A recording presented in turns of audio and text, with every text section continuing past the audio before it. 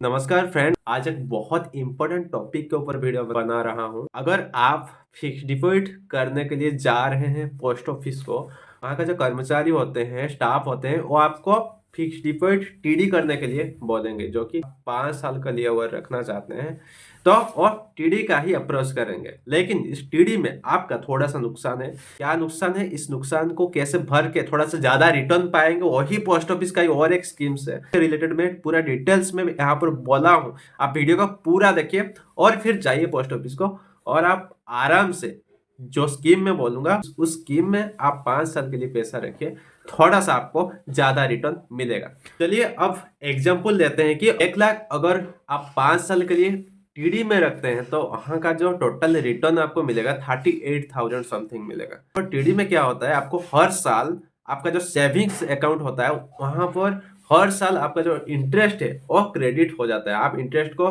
Withdraw करके खर्च कर सकते हैं। लेकिन और कोई थोड़ा सा चालाक आदमी होगा जिसको पता होगा कि एनएससी भी नाम का एक चीज होता है, नेशनल सेविंग सर्टिफिकेट, एनएससी, तो वो एनएससी में रखेगा। क्यों?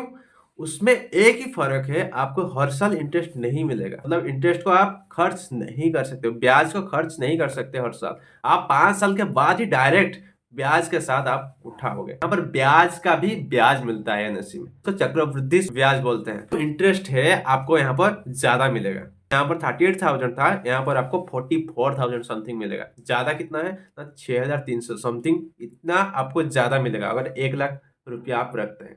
तो ये है बहुत इंपॉर्टेंट। बहुत लोगों को ये पता नहीं होता है, और वहाँ का जो स्टाफ होता है वो टीडी करने के लिए बोलते हैं, तो उनका थोड़ा नुकसान हो जाता है। आपका इंटरेस्ट हर साल नहीं चाहिए तो फिर आपको एनएससी करना ही चाहिए, क्योंकि एनएससी में आपको ज्यादा रिटर्न बनेगा। ये है आपका एनएससी का फायदा।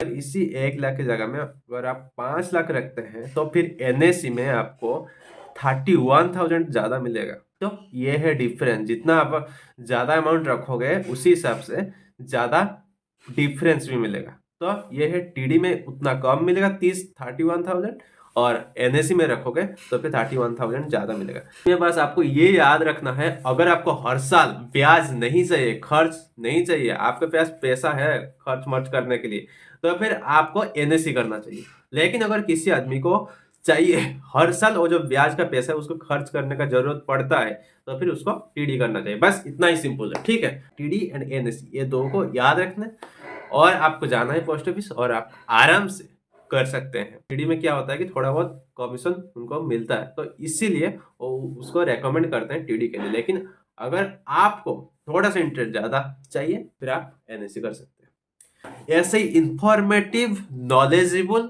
एंड जो आपकी जिंदगी में काम में आने वाला है, आपका जो पैसा को बढ़ाता है, इन्वेस्टमेंट के ऊपर मैं वीडियो बनाता हूँ।